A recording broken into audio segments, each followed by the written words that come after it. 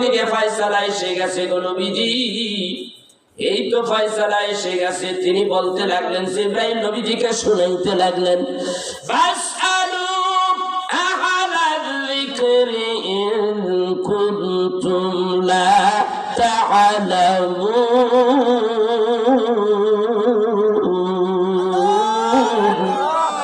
একটু জোরে বলেন আল্লাহু আকবার, জোরে আল্লাহু আকবার বলেন। বেশি বেশি কইয়া কোরআন তেলাওয়াত আলোচনার মধ্যে না থাকলে তো, কোরআন তেলাওয়াত না থাকলে আলোচনা সুন্দর হয় না, ঠিক কি না? এই আমার ভাইরা, যেই মানুষটা কোরআন তেলাওয়াত করে না, কোরআনকে সম্মান করে না, ইজ্জত করে না, আর কপালের মধ্যে লেখা দায়ুস, ও দায়ুস, ও জাহান্নামী, ঠিক কি না? আপনারা জানেন না, আল্লাহ রাব্বুল আলামিন জান্নাতের মধ্যে জান্নাতি ব্যক্তিদেরকে কোরআনুল কারীম তেলাওয়াত করে শুনাইয়া দেবে। সুবহানাল্লাহ। এই কোরআন তখন আফসোস করবে, মানুষের আফসোস করবে, আল্লাহ কেন তেলাওয়াত শুনলাম না? কোন সূরাটা শুনাইবেন আল্লাহ? আল্লাহ কোন সূরাটা শোনাবেন জানা আছে? সূরাতুল আর-রহমান আল্লাহ শোনাবে। আল্লাহ বলবেন, বিসমিল্লাহির রহমানির রহিম। আল্লাহু আকবার। আর-রহমান আল্লামাল কুরআন।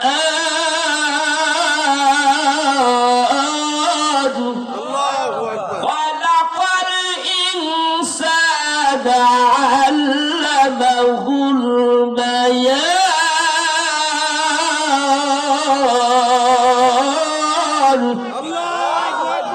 আল্লাহ বলবে জান্নাতের মধ্যে আর রহমান, এখানে একটা শব্দ বৃদ্ধি করবেন। তিনি বলবেন, আলার রহমানু আল্লামাল কুরআন খালাকাল ইনসানা আল্লামাহুল বায়ান।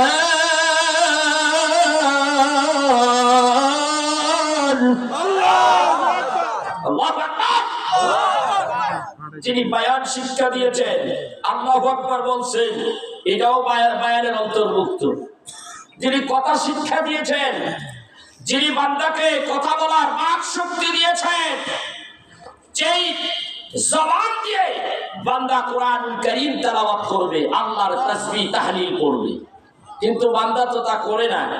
বান্দা জবান দিয়ে আজে বাজে কথা, যত রকমের ঝগড়া ঝাঁটি, যত রকমের আকাম কুকাম কথাবার্তা চাচে সব বলে। আল্লাহ বলেন, ওর জবান নাপাক হয়ে গেছে, ওর জবান নাপাক হয়ে গেছে। এই জবান দিয়ে যদি বলে আলহামদুলিল্লাহ, আল্লাহ যে কত নেকি দিয়ে দিব, তার কোনো হিসাব নাই। কথা বুঝতে পারছেন? যদি কোন বান্দা কয় আলহামদুলিল্লাহ, সুবহানাল্লাহ, সুবহানাল্লাহ বললেই আল্লাহ জান্নাতের মধ্যে সুবহানাল্লাহ নামের একটা গাছ রোপণ করবে। সুবহানাল্লাহ।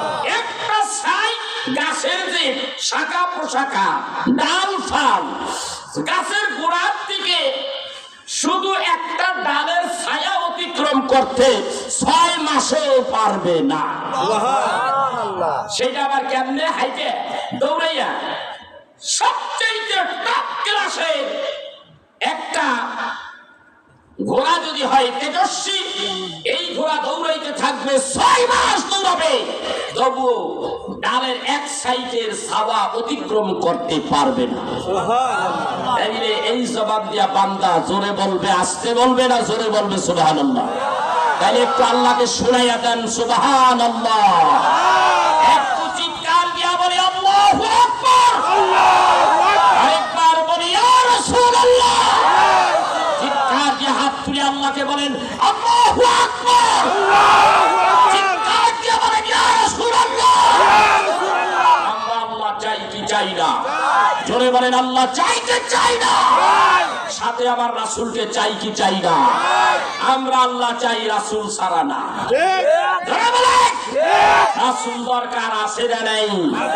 ভাইরা, এখন এক শ্রেণীর লোকেরা বাইরেছে খালি কোরআন রাসূলের হাদিসের কথা কই না। আল্লাহ মানি, কোরআন মানি, আল্লাহ মানি, রাসূল মানি না। তার কথার ভাষাই বোঝা যায়। আল্লাহ মানি, কোরআন মানি, কিন্তু রসুল মানি না। তোরে আল্লাহ তাআলা আবার কোরআনের মধ্যে এই কথার জবাবও দিয়ে দিছে, তুই আল্লাহ মানবি, রসুল মানবি না। তাইলে শোন, বিসমিল্লাহির রাহমানির রাহিম। ইল্লা বালাগান মিনাল্লাহি ওয়া রিসালাতিহি ওয়া মান ইয়াসিল্লাহা ওয়া রাসূলাহু ফাইন্না লাহু নার জাহান্নাম খালিদিন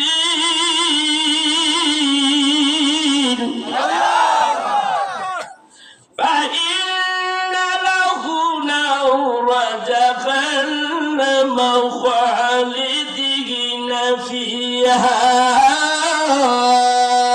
أبدا। সর্বার্থ হলো এই সূরাটা সূরা জিনের 23 নম্বর আয়াত। আল্লাহ তাআলা বলেন, কেবল আল্লাহর বাণী প্রচার করা নবী গো আপনার দায়িত্ব। আপনার দায়িত্ব, পিটাবার দায়িত্ব আপনার না। আপনার দায়িত্ব প্রচার করে দেন। ফাইন্নামা আলাইকাল বালাগ, আপনি প্রচার করতে থাকুন। ওয়া মা আলাইনা ইল্লাল বালাগুল মুবিন, আপনার কাজ শুধু প্রচার করে দেওয়া। প্রচার করাই আপনার কাজ। যারা আল্লাহ ও তার রাসূলকে অমান্য করে, আল্লাহ আছে রাসূল আছে না নাই, যারা আমার নবীকে অমান্য করে তাদের জন্য রয়েছে জাহান্নামের আগুন। যারা নবীকে অস্বীকার করে, অমান্য করে, তাদের জন্য রয়েছে জাহান্নামের আগুন। আর ওই জায়গার মধ্যেই সে চিরস্থায়ী হয়ে থাকবে। তাইলে আল্লাহ মানি, রসুল মানি কি মানি না? জোরে বলেন, মানি কি মানি না?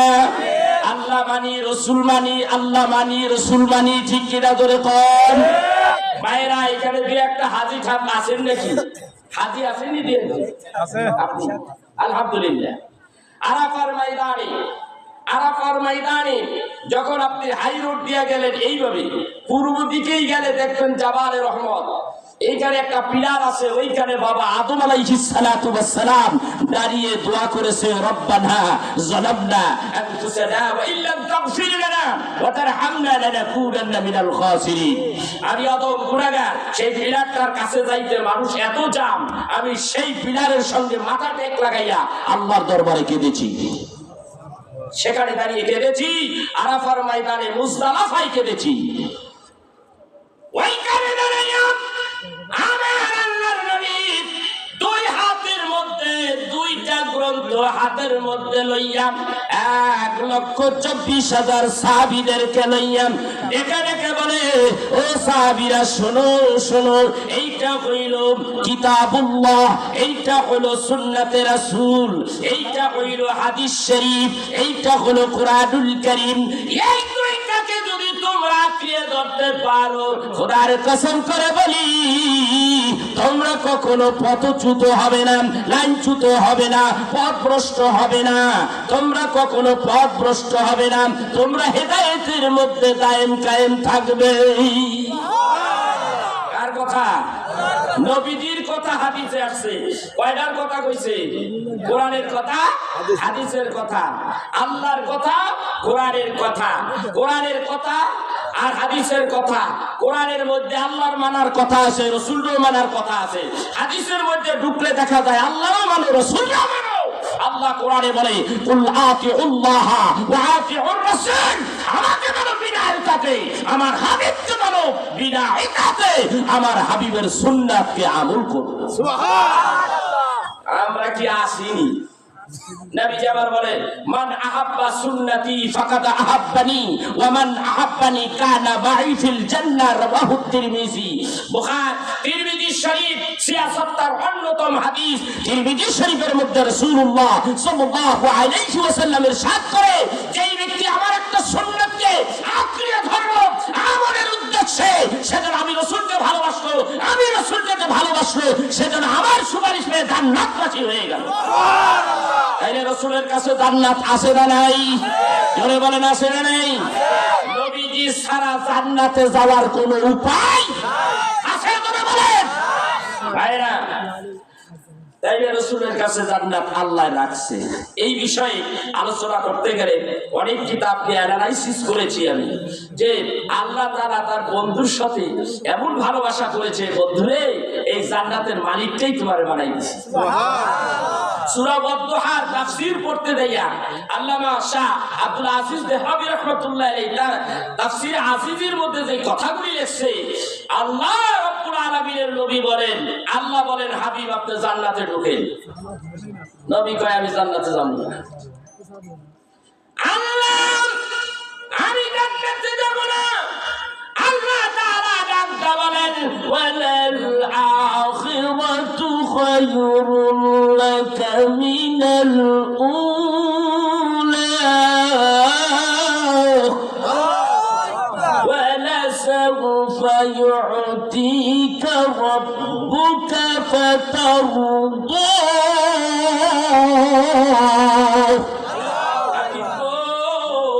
এই দুনিয়ার জিন্দেগির চাইতে আখিরাতের জিন্দেগি আপনার জন্য সুন্দর হবে, অতি উত্তম হবে। ইয়া রাসূলুল্লাহ, হাবিব গো নবীজি, এমন একটা জিন্দেগি আমি আপনারে দেব, আপনারে খুশি করে দেব। সুবহানাল্লাহ, খুশি করে দেব। কি করলে নবী আমার খুশি হবে? আল্লাহ বলে হাবিব গো আপনারে জান্নাত দিয়া দিলাম, আপনি জান্নাতে যান। জান্নাতে ঢুকাইলেই তো আমার হাবিব বুঝি খুশি হয়ে যাবে। কথা কোন না? না, আল্লাহ আমার জান্নাত দিলে আমি খুশি হব না। আল্লাহ ডাক দেখো হাবিবে আপনি আগে জান্নাতে যাবেন, আপনারা আগে কোন আম্বিয়া আলাইহিমুস সালামকে জান্নাতে ঢুকানো আমি আল্লাহর জন্য হারাম হয়ে গেছে। ওগো নবীজি আপনি জান্নাতে ঢুকুন গো নবীজি। নবী ডাক দিয়ে কয় না না, আমার একটা উম্মত জান্নাতের বাইরে থাকা পর্যন্ত আমি রহমতের নবীজি আমি জান্নাতে ঢুকবো না। এই যে নবী সবার শেষে, উম্মত যাবে সবার আগে। সুবহানাল্লাহ, সব ঢুকাইয়া তারপরে আমি যাব। আল্লাহু আকবার করবেন না? উম্মতরে ভুলে না, সেই উম্মতেরা নবীরে ভুলে কেমনে বলতে পারে? বলার কারণ আছে, কিছু মাল মেডিসিন টাকার বান্ডিল ঠান্ডিল দিলে, ডলার ফলার দিলে তাইলে ইনশাআল্লাহ হইতে পারে। আর সৌদি কিছু দিনার রিয়াল এইগুলি দিলে হইতে পারে। ঠিক কর না? কথা বল না?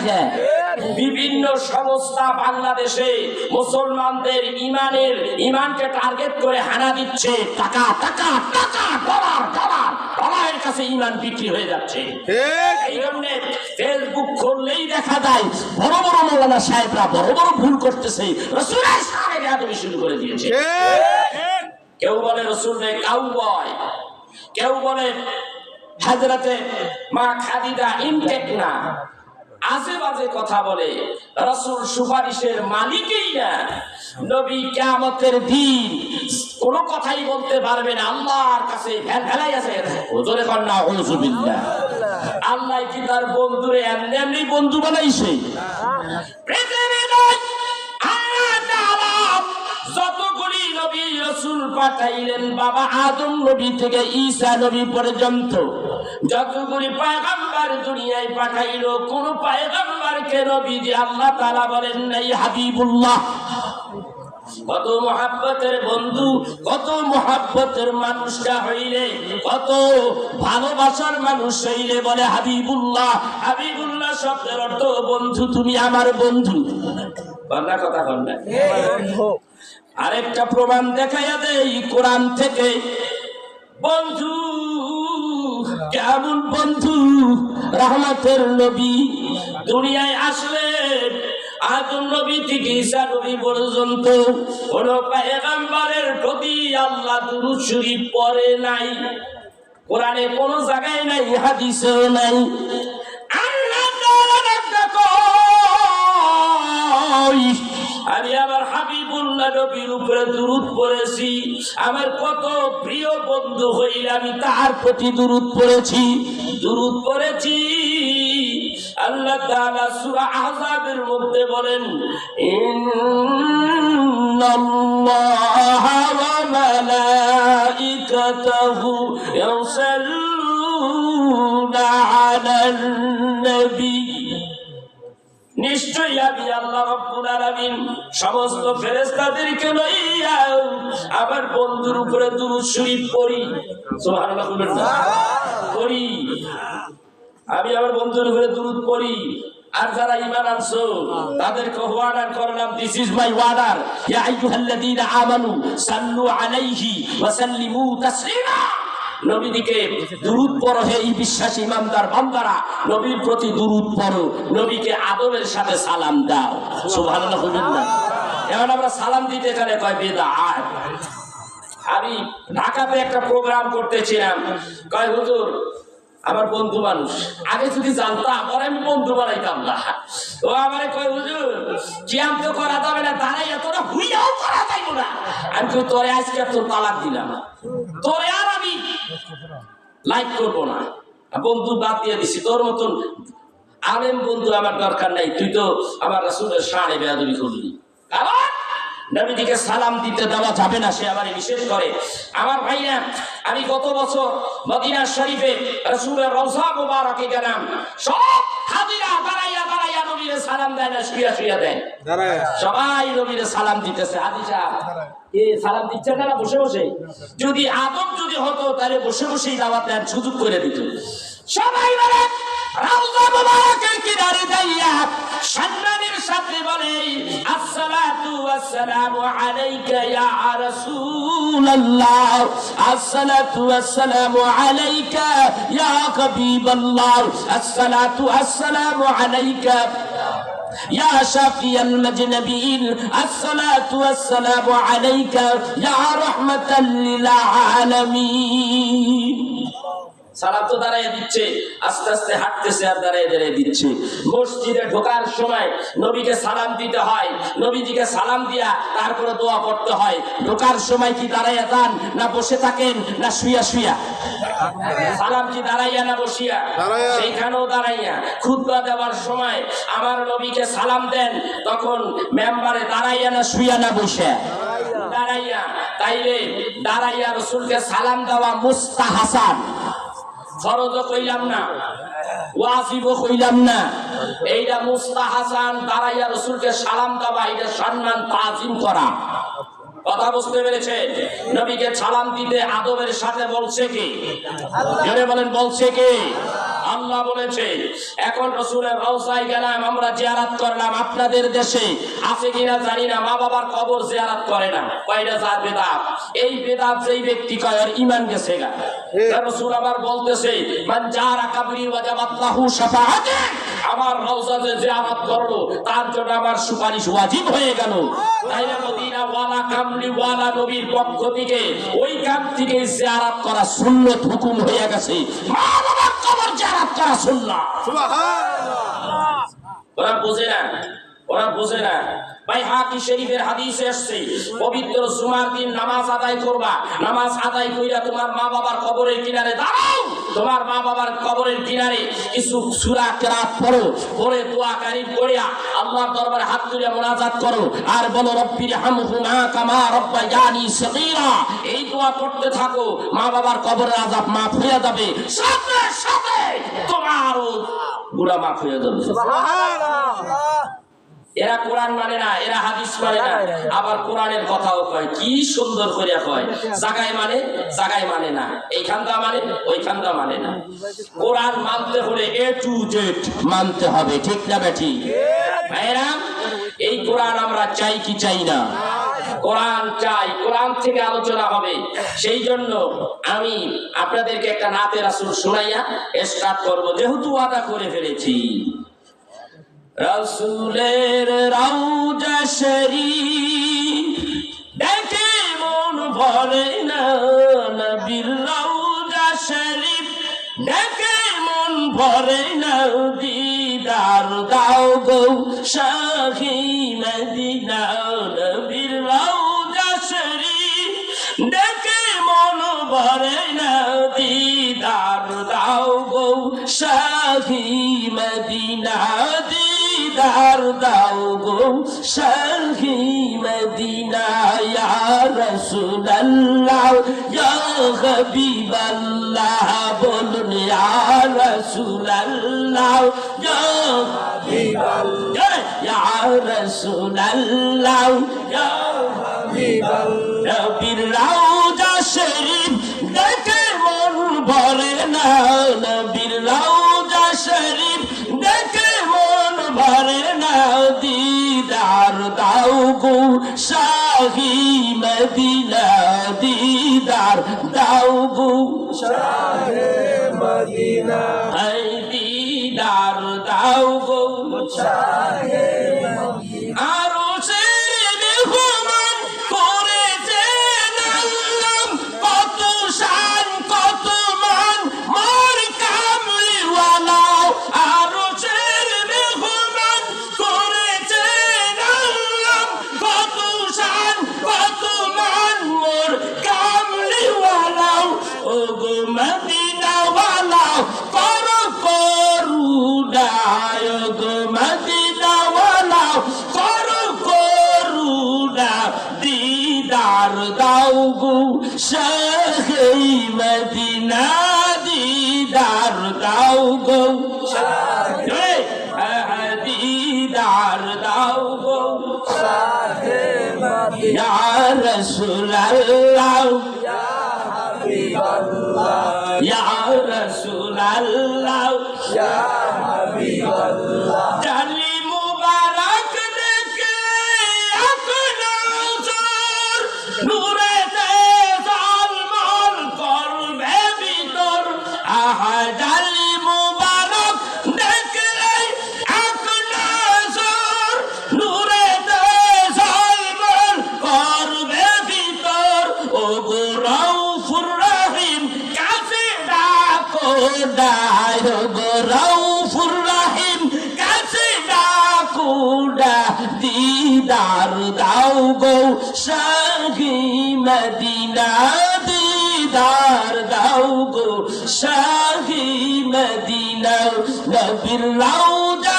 শরীফ দেখে মন ভরে না নবীর রওজা শরীফ দেখে মন ভরে না দিদার দাও গো শাহি মদিনা দিদার দাও গো শাহে মদিনা ইয়া রাসূলুল্লাহ ইয়া হাবিবাল্লাহ ইয়া রাসূলুল্লাহ ইয়া হাবিবাল্লাহ পৃথিবীর যত কানে যত গিয়েছি কম বেশি দুঃখ তো পেয়েছি পৃথিবীর যত কানে যত গিয়েছি কম বেশি দুঃখ তো পেয়েছি রওজাতে গেলে দুঃখ থাকে না রওজাতে গেলে দুঃখ থাকে না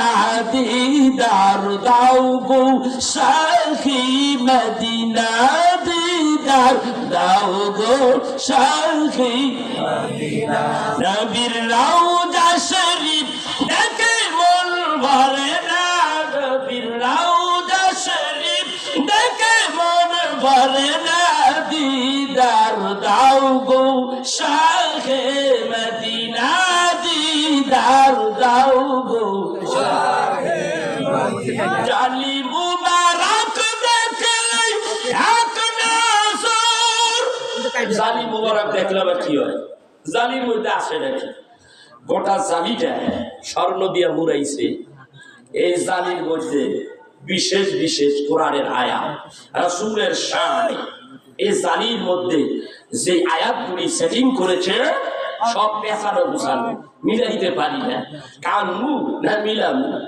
কতবার সে রসুলের রওজা জিয়ারত করতে আমি গেছি আমি বলতে পারি না একবার যাইয়া অনেক কষ্ট করে মিলাইছি দেখি ওইখানে লেখা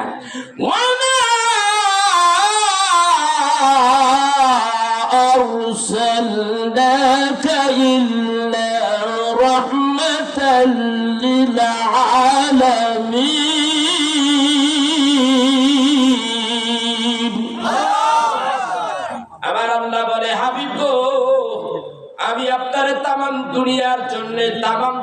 সমূহের জন্য রহমত করে পাঠাইলাম। এই আয়াত নবীজির শানে।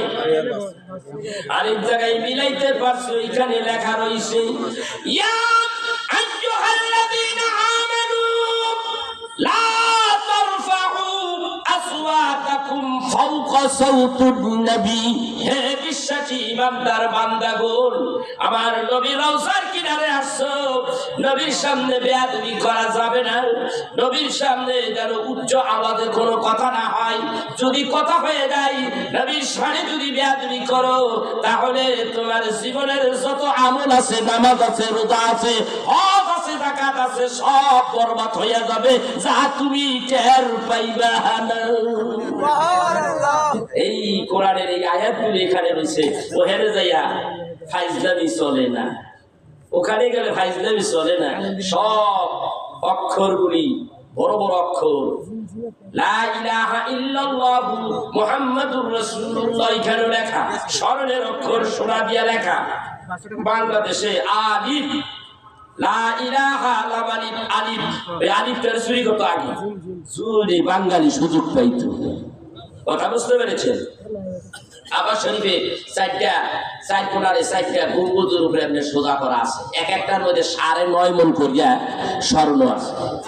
যদি বাংলাদেশে কোনো মাজারের উপরে থাকতো, তাহলে ওইটা গায়ে ধুয়ে দিত, প্লেন দিয়া চুরি করে লয়ে যেত। পুরো বাঙালি এত ভালো, তাই না? কথা কর নাকি? হ্যাঁ, সোনা দিয়া মুড়াইছে, আসলে এটার নাম সোনার মদিনা। কথা কর নাকি?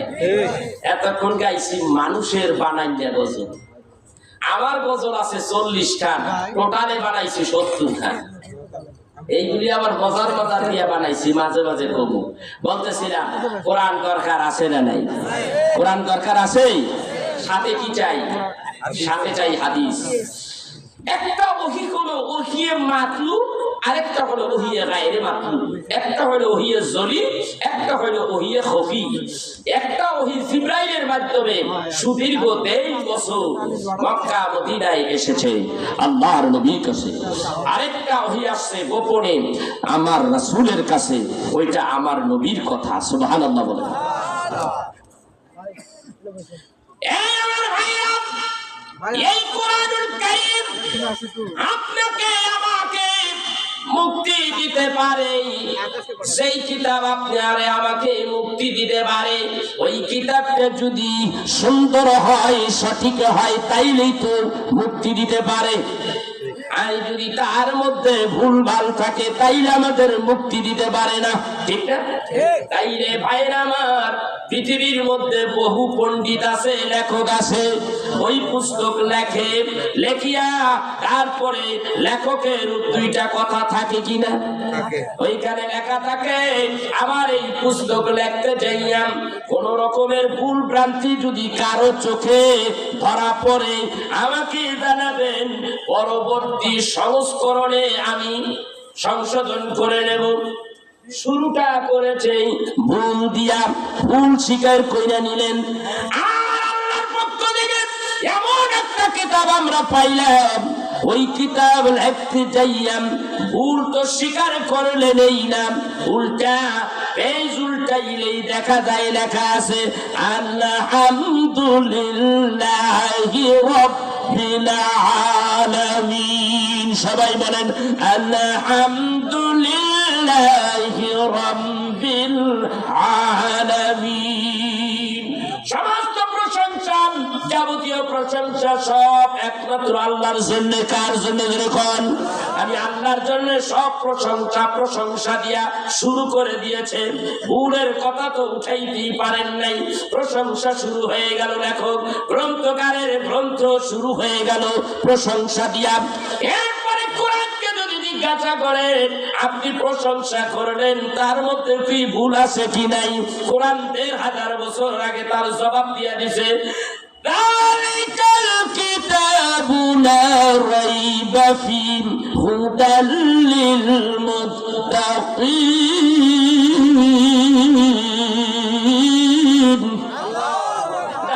বলে এটা সেই কিতাব যার মধ্যে 1 যারা পরিমাণ ভুলের অবকাশ নাই, একটু ডাউট নাই, এটা একবারে ক্লিন।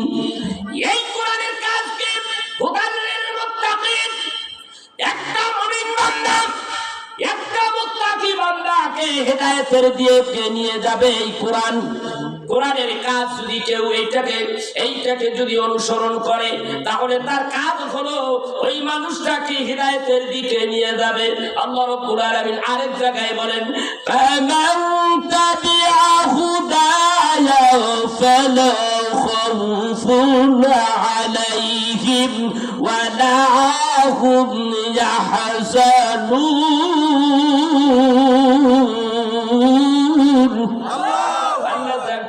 আমার এই কিতাবে যারা মাইনা নেবে, কিতাবের আইন কানুনগুলি যারা মেনে নেবে, এই মানুষগুলি হেদায়েত প্রাপ্ত হবে। আর এই হেদায়েত প্রাপ্ত ওয়ালা মানুষগুলির কোনো ভয় নেই, চিন্তাও নাই।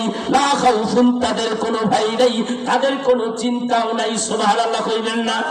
তাইলে হেদায়েতের মালিক কে? জোরে খান কে? قصد السبيل ومنها جائر ولو شاء لهداكم أجمعين।